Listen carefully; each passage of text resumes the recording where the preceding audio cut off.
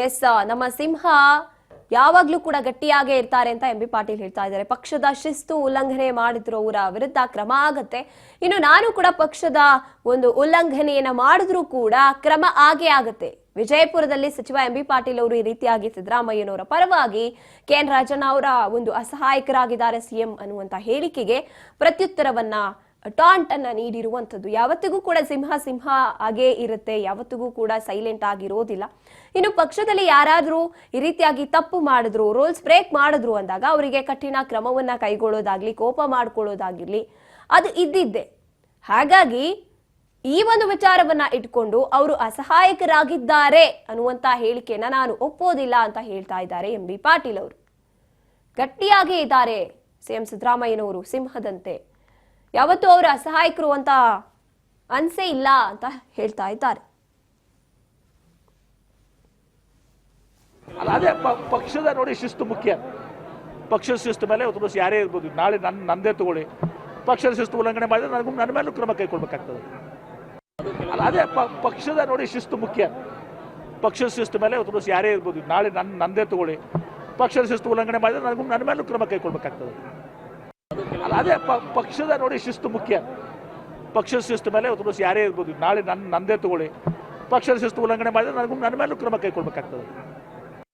ಅದೇ ಪಕ್ಷದ ನೋಡಿ ಶಿಸ್ತು ಮುಖ್ಯ.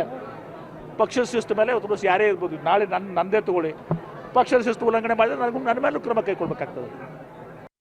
ಅದೇ ಪಕ್ಷದ ನೋಡಿ ಶಿಸ್ತು ಮುಖ್ಯ. ಪಕ್ಷದ ಶಿಸ್ತು ಮೇಲೆ ಒಂದು ದಿವಸ ಯಾರೇ ಇರ್ಬೋದು, ನಾಳೆ ನಂದೇ ತಗೊಳ್ಳಿ, ಪಕ್ಷದ ಶಿಸ್ತು ಉಲ್ಲಂಘನೆ ಮಾಡಿದ್ರೆ ನನ್ನ ಮೇಲೂ ಕ್ರಮ ಕೈಗೊಳ್ಬೇಕಾಗ್ತದೆ.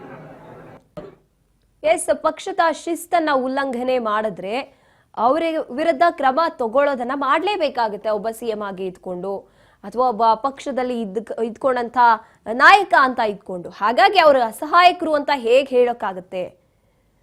ಅವರು ತಗೊಳ್ಳುವಂತ ನಿರ್ಧಾರಗಳ ಮೇಲೇನೆ ಇವಾಗ ಪಕ್ಷದ ಆಗು ಹೋಗುಗಳು ಡಿಪೆಂಡ್ ಆಗೋದು. ಹಾಗಾಗಿ ಅವರು ಅಸಹಾಯಕರು ಅನ್ನುವಂತ ಕೆಎನ್ ರಾಜಣ್ಣ ಅವರು ಹೇಳಿರುವಂತ ಹೇಳಿಕೆ ಕೆಲವೊಂದು ವಿಚಾರಗಳಲ್ಲಿ ಈಗ ನೋಡ್ತಾ ಹೋಗದ ಸಿಎಂ ಅವರ ಅತ್ಯಾಪ್ತ ಬಣಗಳಲ್ಲಿ ಇದ್ಕೊಂಡಿದ್ದಂತಹ ನಾಯಕರುಗಳು ಅಮಾನತಾಗಿರುವಂತದ್ದು. ಇದೇ ವಿಚಾರವಾಗಿ ಮಾತನಾಡ್ತಾ ಕೆಎನ್ ರಾಜಣ್ಣ ಅವರು ಅಸಹಾಯಕರಾಗಿದ್ದಾರೆ ಅಂತಾರೆ. ಅದಕ್ಕೆ ಪ್ರತ್ಯುತ್ತರ ನೀಡಿರುವಂತದ್ದು ಅವರು ಅಸಹಾಯಕರಾಗಿಲ್ಲ ಅಂತ ಎಂ ಬಿ ಪಾಟೀಲ್ ಅವರು.